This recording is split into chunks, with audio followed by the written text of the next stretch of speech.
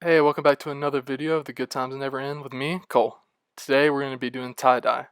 Remember that before you watch this video or engage in any of the activities I'm going to show you in this video, it is important that you get your parents' or guardians' permission.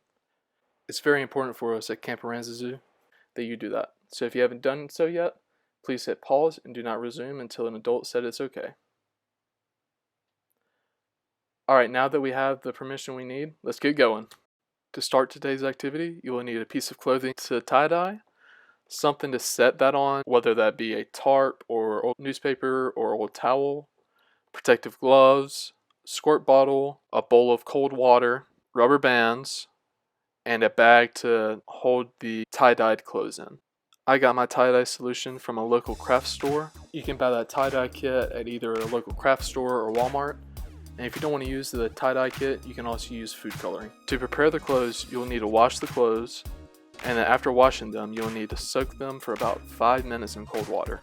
You also need to set up your station by setting down either a tarp, that newspaper, or old towel. You'll need to lay that down so the tie-dye that will bleed through it goes to the side of the article of clothing you're using, does not go everywhere.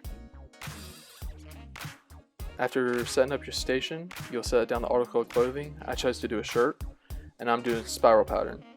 All I'm doing is I'm picking where I want the center of the spiral to be, putting my hand down and just twisting it tightly. After twisting it tightly, I will get 3 rubber bands and create 6 wedges in the shirt. I applied the tie-dye solution on different wedges, and I just made sure that I crossed over with the same color. So I had a dark blue and I put those both on opposite sides, and then I had a lighter blue and put those both on opposite sides, and then also the same thing with green. Make sure if you're mixing colors that they blend nicely. If not, it may turn out to be a brownish color. After applying the solution, you will either set it in a grocery bag or a large Ziploc bag and let it rest for 6 to 8 hours.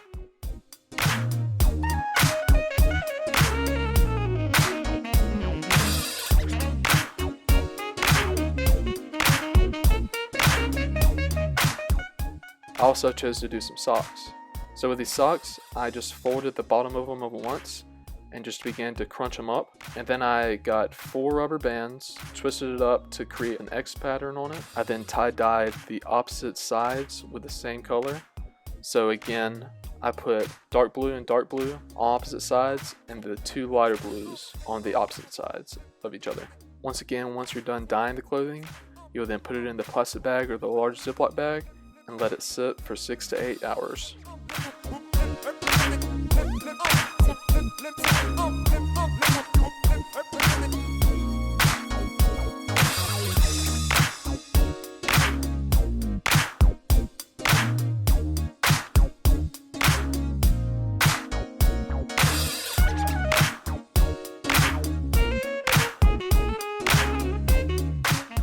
Here are my t-shirt and my socks just sitting in the bag.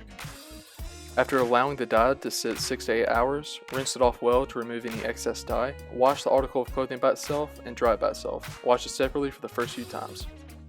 You can either dry it in the washer or, like I did, just air dry it.